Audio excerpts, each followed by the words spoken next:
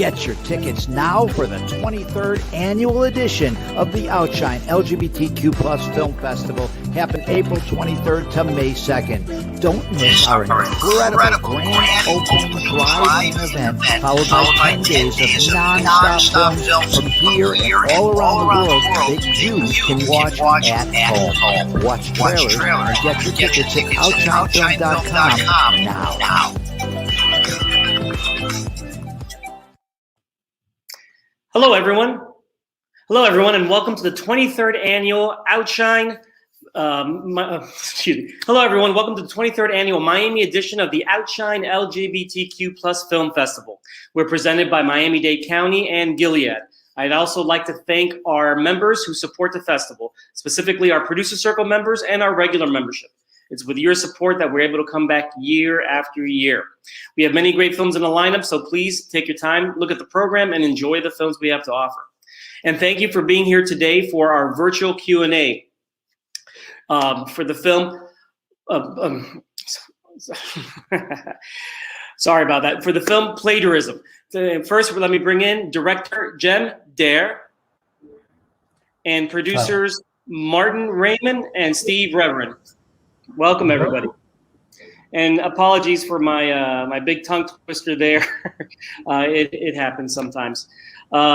First, again, thank you for being here today. I do want to say that I really thoroughly enjoyed your film. It definitely had a unique visual aesthetic, and it definitely catches attention to yourselves. So first, I'm going to start with a question to the three of you. Is first to Jem. Is where did the idea for the film come from? And then once you do with that, how did Martin and Steve get, how did the three of you all hook up and create the film? So go ahead, Jen. Yeah, well, it was actually years ago, and when you say the idea of the film, when did it come? It's not all the idea comes at once, So like in the beginning, it was just an idea of as a fan of erotic thrillers from 90s and stuff, I wanted to do this. I mean, first I wanted to write a story, and my base point for this story was I wanted to be like this 90s erotic thrillers, because they don't do such films anymore. And so just because I'm a fan of that, I wanted to make a similar story. And shooting it wasn't even a goal back then. I was 17 and I was just writing. And then in the same year, I met with the screenwriter Maurice Tuttard. We met online, and we had some Skype calls together and to get to know each other. And then I sent him the script, and then he read it. And then back in the day, I was studying for film schools in London. And in the same year, he told me hey, this is actually a great story. Why are you not coming to Prague, and we can actually shoot it here? And it really took a minute for me to just give up on the idea of going to a film school in London, even though I was already applied and all, but I just gave up from that idea, took my dog and moved to Prague, and we started to it was 2018, and we started to work on the script together.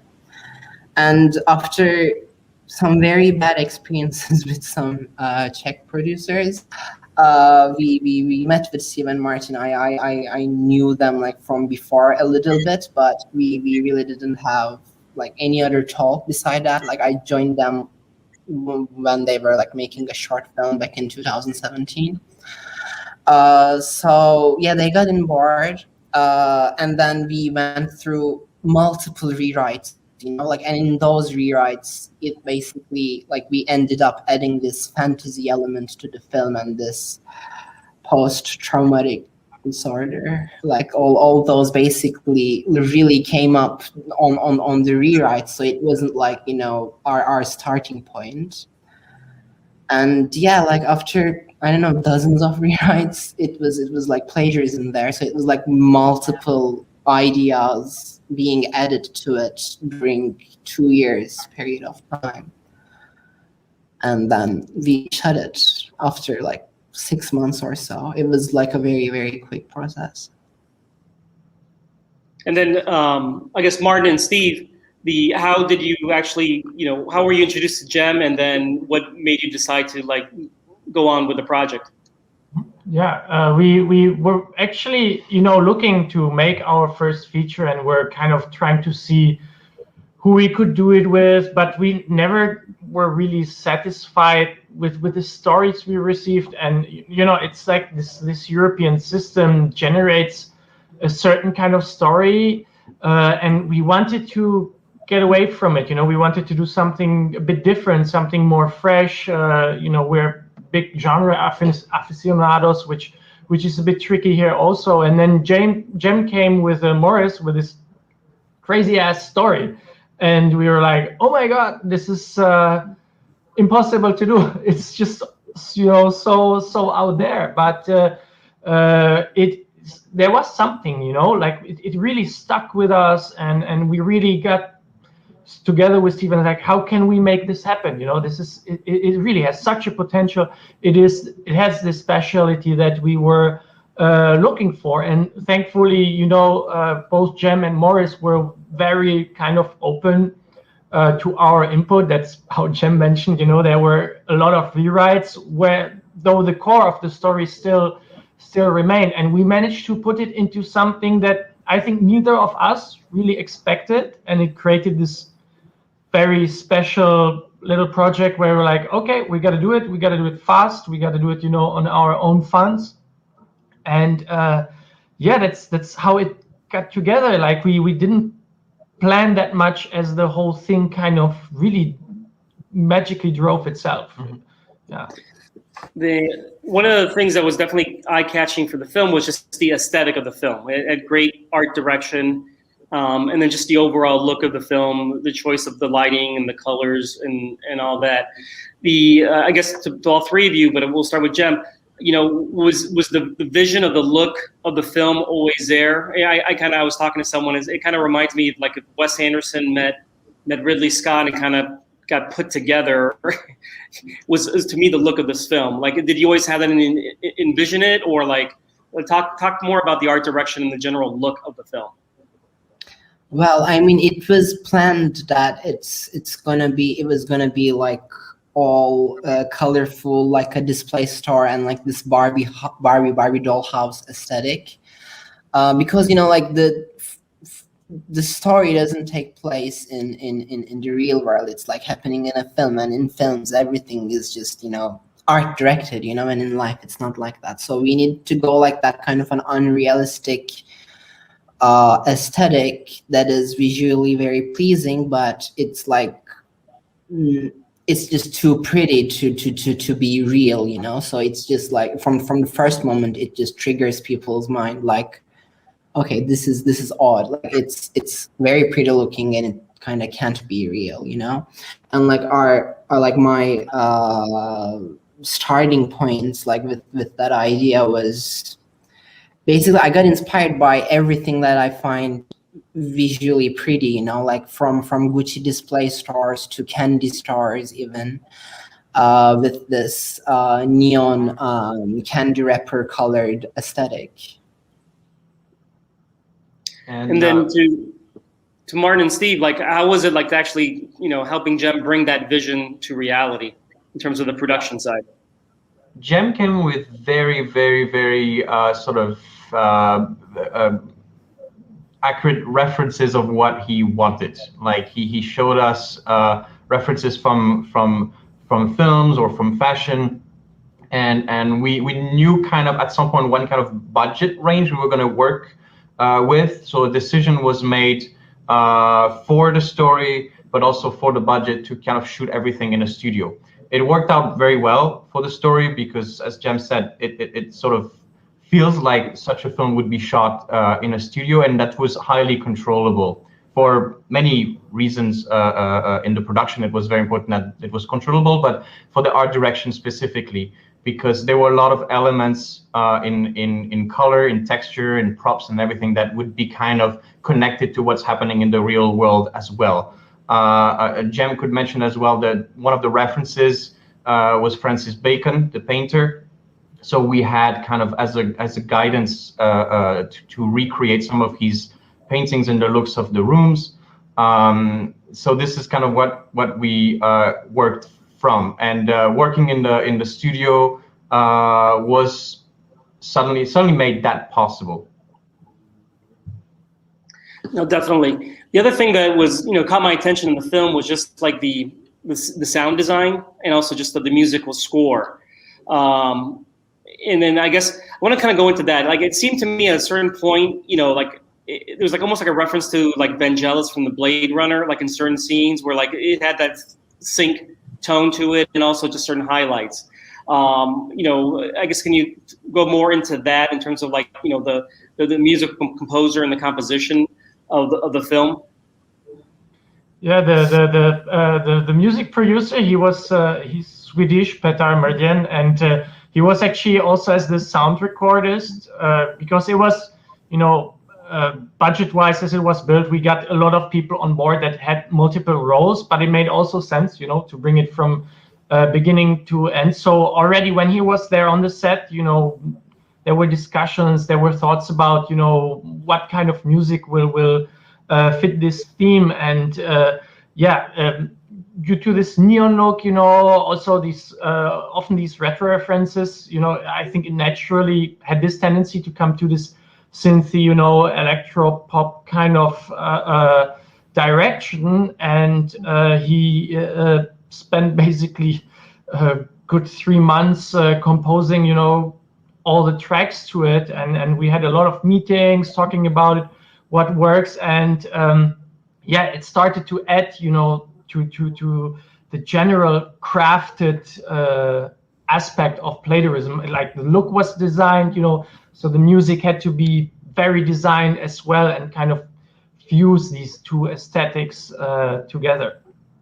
And also, like, I think Jem can talk about it, but one very important part of the music was the last scene. This is kind of what we spent the most time on, because we knew we wouldn't have a budget to just license a song, and we also kind of felt like everything that's in the film is original, even though the film is called Plagiarism. It's like all made originally. Like the set was built from scratch, and the music, everything was created by Petar. So like we thought we should have our own theme song, something that it will really be the theme song of Plagiarism. And so we spent a lot of time trying to figure out what to do for this end song, and eventually it worked out. We it's a piece of trivia for your viewers, but basically the person who's dropping the lyrics on that song at the end is the actor who plays one of the video store guys in the scene. He's actually a musician himself and a singer, and sort of we were struggling with the song, and we were talking once in the bar when bars were still open, and he said, well, let me just try something, and they worked with Petar, and that was just wonderful. Excellent. Yeah, like I have like nothing to add. Sorry, Jem, I actually spoke over you. Can you say that again? Oh, I said I have nothing to add. That they literally just said everything. Like I mean, I originally I had like many specific songs that I really wanted to use in the film, but over budget. Nobody told me that how expensive they are, and it was a very sad moment, but I'm glad it ended up the way that it did, because now we have our own song, which like we're getting lots of feedback from it that like people think it really works in the end, and people Shazam it, and it's not like even available there. So like there I've been like getting messages about, what is that song? Can you send it to me and stuff? So like it's gonna be out soon, I guess, right, Marine? I don't know. Like at some point it's gonna be out. But yeah, it's our plagiarism song. So. And actually, you guys gave a little bit of good advice to, let's say, new filmmakers. I think a lot of times filmmakers, they budget a film forgetting that about the musical component of the film and the sound design and all that, not realizing how expensive songs actually are to purchase, or and in certain case, like score the film, and those are things that sometimes people forget about. So I'm glad you guys mentioned it.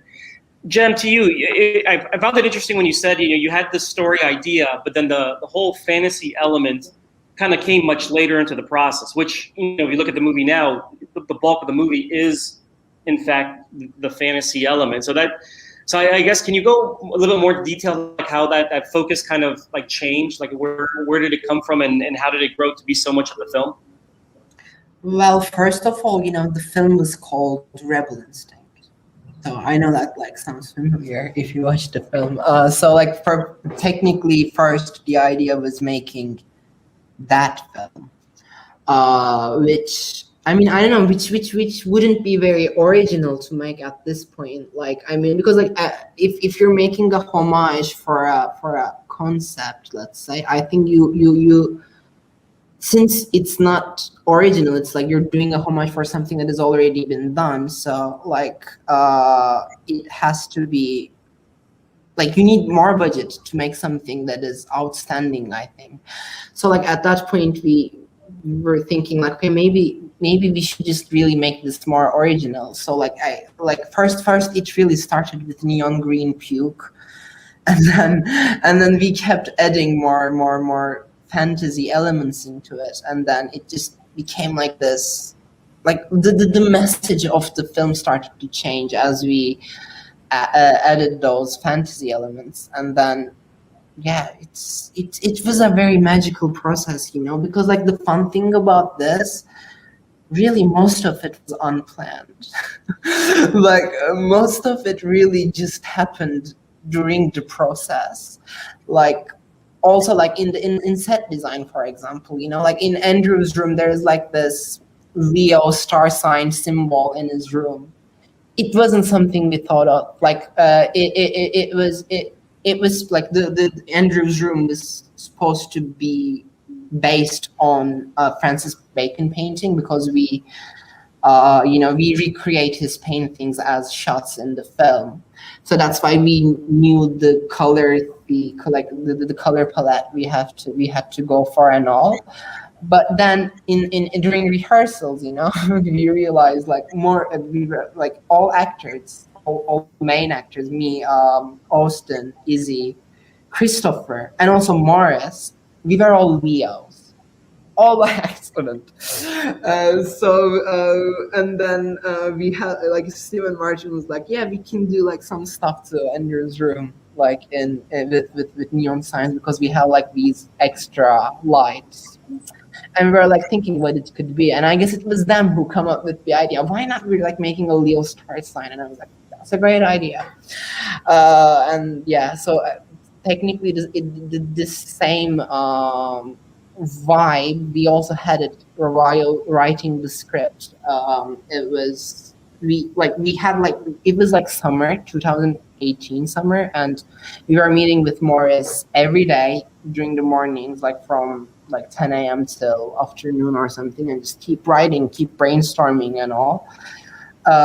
And yeah, it's just really got together there, and like we always had this character who's going through amnesia, so that we really needed like a key event in the end to just make all this sense in a way. So we wanted to come up with like something that is so horrifying, so that this character is going through a full amnesia and who's finding himself in this film reality, so like growing up as a gay and everything, like or like being sexually very confused since an young age. It was like metaphor of that, like it's not like something that I've been through or anything, but it's like a metaphor where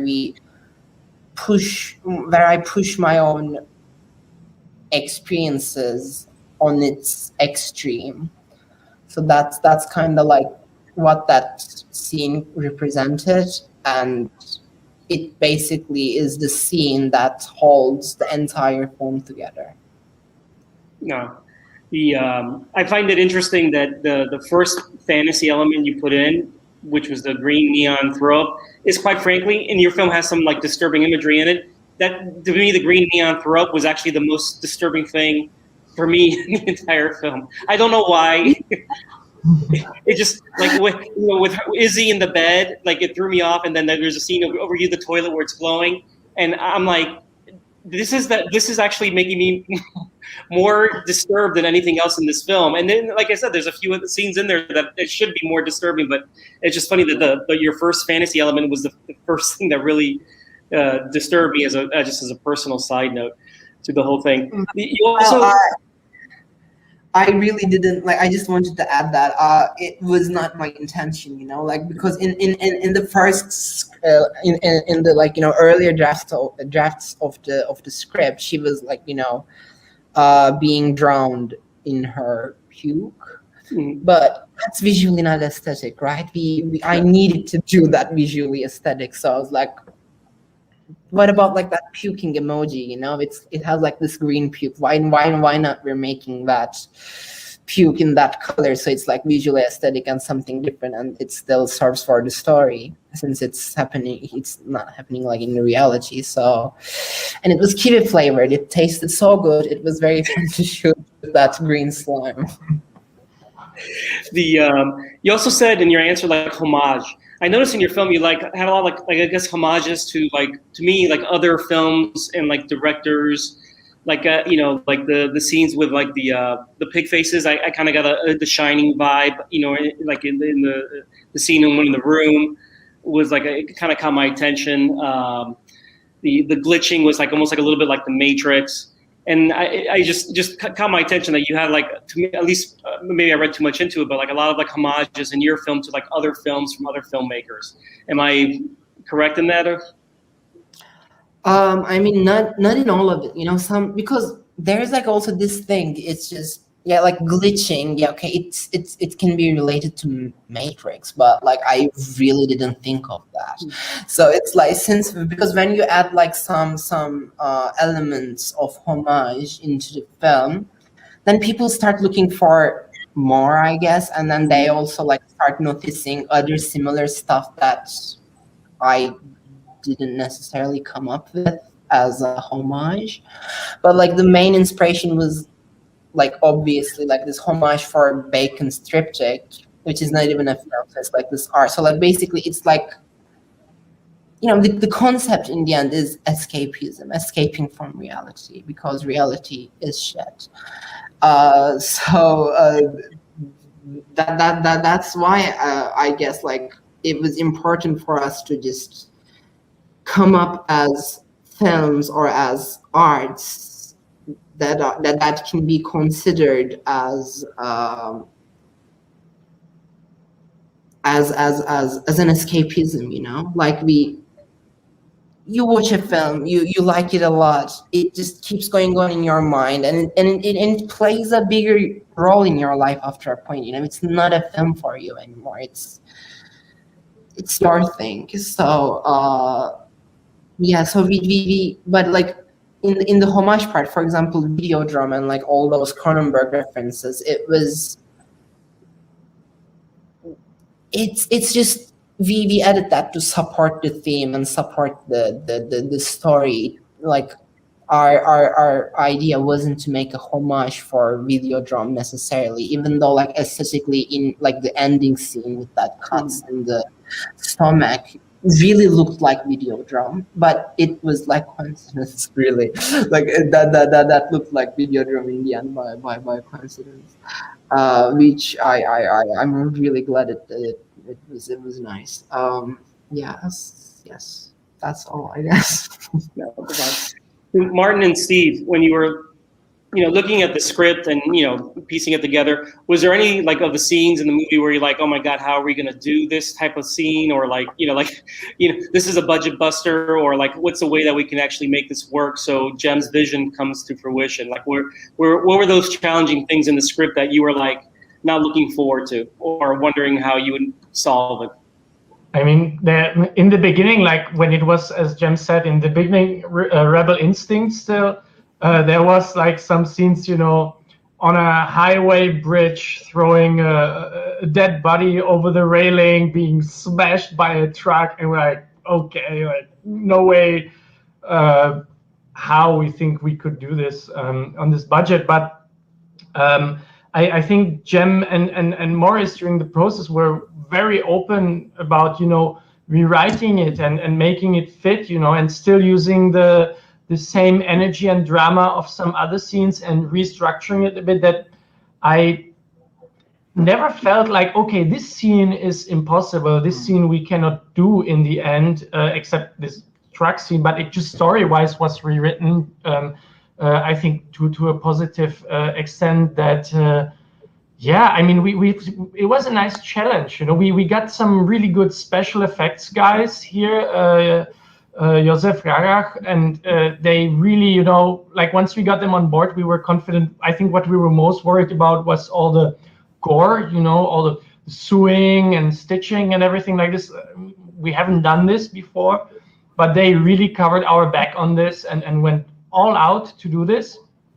I think that was the biggest headache. And then once we chose the studio, you know, it was also like, okay, we'll have the spaces, you know, we can smash it, we can play around with it, we don't have the worry of real locations, of the logistics. So yeah, in the end, if you can choose any scene that you think would have not been possible, I think it was all very doable. Yeah. I think the biggest challenge was the casting, actually. Not so much like the production, but basically the whole whole month, the last few months when we didn't have a cast for Andrew, and also we had somebody who was cast for Jeremy, who had to drop out at the last minute because he got a better offer from Netflix.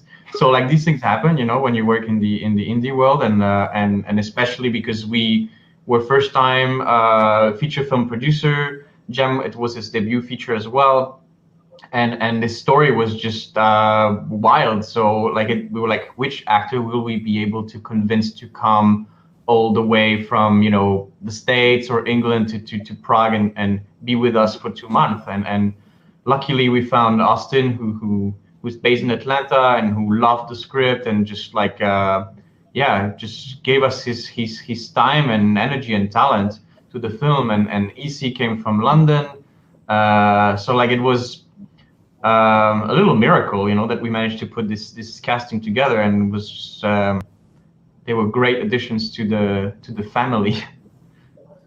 No, and then I'm glad you mentioned the casting and Austin, because I think, Jem, you and Austin, just actually all three of you, you know, well, Austin with Izzy and Austin with you, like had actually a good chemistry. Like how was the whole acting experience with Izzy and Austin? It was great. It was great. I mean, that was actually the most devastating part in the end, you know. We finished filming and they went back to their home countries. I know, it was sad. It was sad. I don't know, we suddenly got too close, and yeah, we just it was magic, really. Like, because like in my regular life, I'm not someone who can get easily comfortable around people, you know, and this too, I really needed to get comfortable with them in order to make this film happen. But they were both very easygoing and very charming and very talented. So like as they started to acting, they were very talented and they really just grabbed the characters. And then I was actually, you know, starstruck, because I was living with these characters in my head for a very, very long time. So like projecting those characters onto a physical body, which are Izzy and Austin, was magical for me. It was like it's for all the cast, actually. Like, it's just like something that was in my mind is alive and walking there, you know. So it felt perfect. I'm very grateful that it happened in the way that it happened. to all three of you, like what do you hope people take away after watching your film? So I guess we'll start with Jem, and then we'll go to Martin and Steve. I don't understand taking away. What is that? Like what type of emotional effect do you want people that watch the film to I guess feel or understand more of after they see your film? What do you hope that they learn from your film? I mean, I want them to. I mean, obviously, I want them to be punched on the face, because like entire film until the very end, its tone is almost like a satire. It's like you didn't even take it seriously, and like all the things, all the clues and everything are still there, but people don't see them because they think it's like this satire, bizarre film with no story even, you know, because it feels like it's really not going to lead to anywhere, and they're just like watching this bizarre freak show, you know. But then in the end, when that like reveal happens and it ends in that harsh way, and then everything starts making sense. Yeah, I guess I want them to go like, and then feel very sad and heartbroken. Which, you know, like we've been reading reviews and critics and stuff, which I think we did that. Like they really do feel it in that way. I mean, sometimes some stuff people don't understand it. It's a film where, like it gives you two different watches, you know, like what, because like the first watch you have is a complete different experience than the second time you're gonna watch the film. Like the first, like the jokes you laugh, you're not gonna laugh them in the second watch, or because then they're gonna be representing something completely else. So yeah, like I mean, to come up to your thing, to your question, yeah, I want them to feel punched in the face, because like it's like what the world is going through right now too, you know. It's, I mean, I don't know how it is in States, but like in Czech Republic, it's not very nice. We're in lockdown for like months. Everywhere is closed. I haven't drank alcohol for like, I don't know how many months.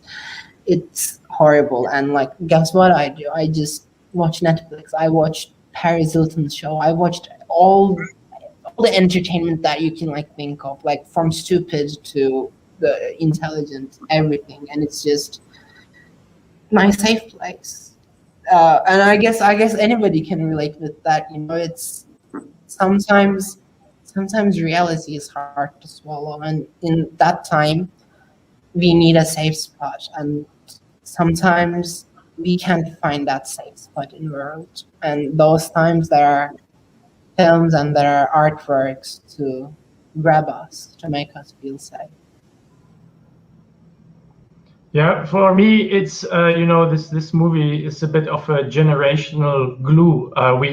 You know, Jem is Generation Z. We are, I think, millennials or something like that. And you know, there's been a lot of looking down on the young coming people. You know, like they're lazy, they're always on their phones, blah blah blah. But you know, people like Jem have a lot to say and a lot of interesting stuff, and in ways we don't expect stories to be told. That's, you know, it's in your festival running in outside the box, you know, but I think that's good, you know. It's something new that is coming, you know, with this generation that will hopefully, you know, 10 years, 15 years from now change a bit at the kind of movies that get made, also in the indie way, you know. So I hope people see the potential in this of what, you know, of artists like Jem can become in the future. You actually make a good point there about Generation Z, millennial. For the record, I'm Generation X, so I'm like the slacker generation. Every generation before always has something negative to say about the one coming after, because it's just a different experience. How I grew up is different from how you grew up, how Jen grew up, and everything is just different. And eventually, in the end, every generation is the same. You have your workers, you have your slackers, you have the people who are going to hustle, the people are just going to tag along. No one generation is any better or worse than the rest. They're just different, and how you grew up is just different because of what's available at the time. You know, I grew up when computers were coming out. You know, everyone on the call here, computers were already there. You know, just the nature of the beast, and you consider yourself lucky for not having to figure out some things I had to figure out, which no longer matter because they're no longer around, and the same will happen. So that's actually, I'm glad you brought up that point. The Jem, with as to your question, you asked how is it in the States? The States is very weird. It really depends on what city or what state within the United States you are, what the how bad or not it is. And that's all I can say. I can say the States in general is not as bad as I know it is in Europe right now. And I actually had a Q&A with a filmmaker from Berlin, and I know they're like the Czech Republic in full lockdown. We're a little bit more open here, so we're a little bit more lucky. But with all this downtime, entertainment time, have you been finding time to actually write, possibly your next project? I mean, I wrote that years ago. Like in filmmaking, writing is not the point. Writing is easy. You just do it. And what's hard is what happens after you wrote it. Like, that's the question there. And when it comes to that, I don't know. I don't know. Like, I've been waiting for Plagiarism to get released in order to do something else, so people can see like what I'm capable of. Because in Europe, in Czech Republic, there is this funding system which I don't even understand about, but it feels too realistic for me to understand. Like, because I genuinely expect people to come and be like, oh, hey, here you go, $2 million, make a new film. I'm waiting for that to happen, Victor.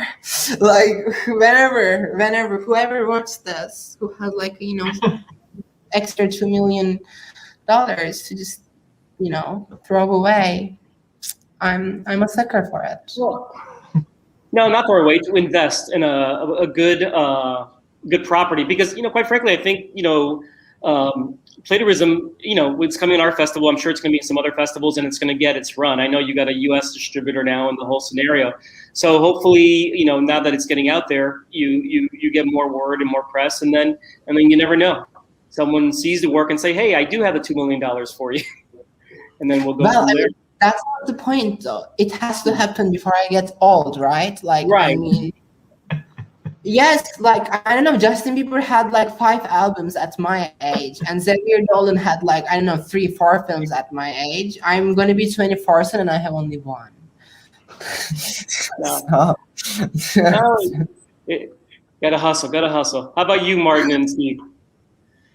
Yeah, we're basically, I mean, it's sad that for our first feature film, we've kind of didn't have the chance to travel around and meet the audience in person.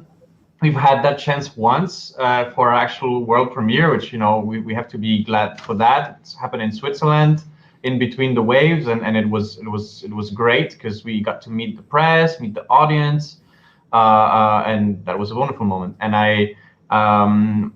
now it's all happening online, and I'm really grateful for all the festivals that are inviting us, like yours, and organizing all these Q&As, and we're also getting the feedback, through social media and everything. So it's good, but we hope we had it felt more like a party, let's say.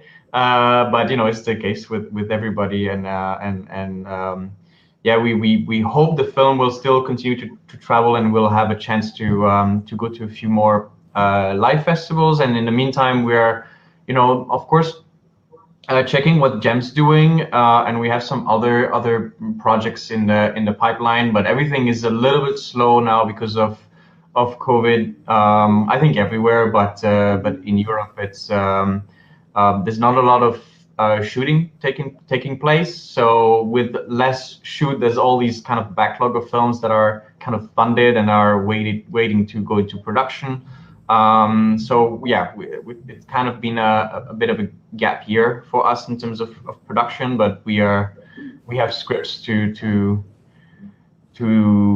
execute as soon as it will be realistic to do so safely here. Yeah, and I think you basically said that that's the case for, quite frankly, a lot of just filmmakers in general. Last year and the beginning part of this year has just been very weird, and everyone, kind of has this backlog of stuff just waiting to explode. Guys, thank you very much for taking the time today to be part of this virtual Q&A. Yeah, like I said in the beginning, I really thoroughly enjoyed your film. I love the aesthetic of it. I love the idea behind it. I think all three of you should definitely be proud of the film that you made. And then hopefully, it continues the festival circuit. It gets, press and out there, and then more good things come from it. And thank you for being here today. Thank you so much. Thanks a lot. Thank you. And then for our audience, we're going to end with the trailer from the film.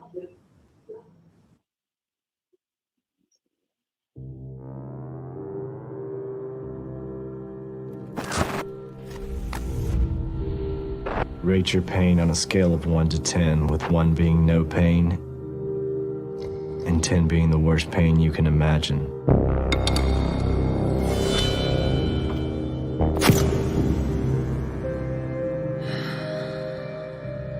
We have the same sins now.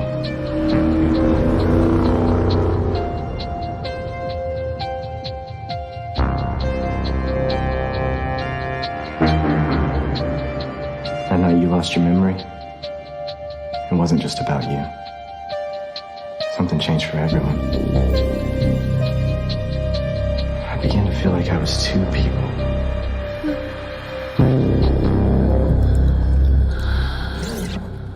Violence, motherfucker. I'm a killer. You're a killer.